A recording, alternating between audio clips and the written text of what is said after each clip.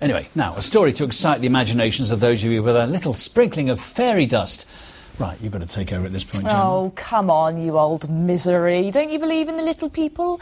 A spot of magic, eh? No? Black magic? Soft centres? Maybe? Oh, dear, don't take any notice of him. It's a lovely story of a dream fulfilled for one woman in Cornwall. Sam Joseph went to meet her.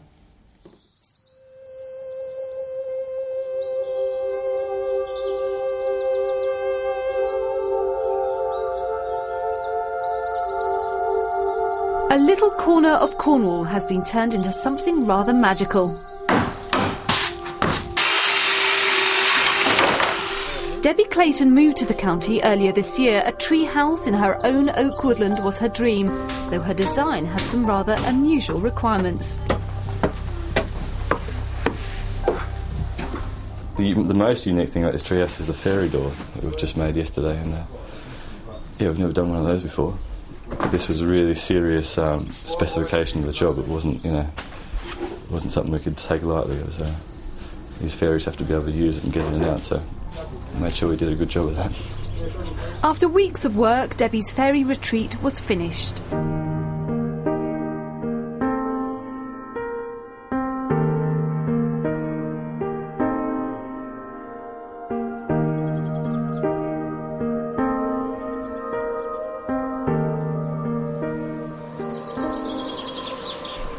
It's somewhere she can write her books without modern distractions. No phone or computer in here.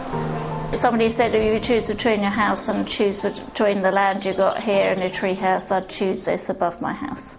And I've got a very beautiful house, but this is very special here. Tree houses have come a long way since childhood dens. Building them now is big business.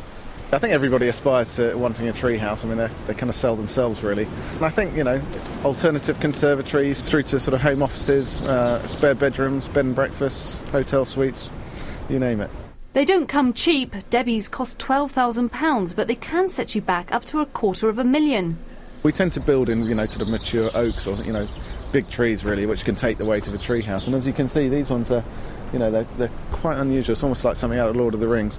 And we don't often get asked to put fairy doors in, which is slightly unusual, but, customers always right.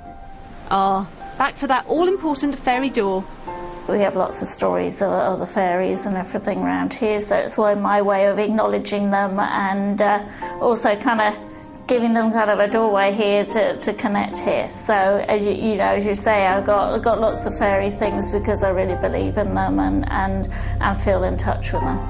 Whether or not you believe in fairies, you can't help but hope that the little door gets some use after all that effort.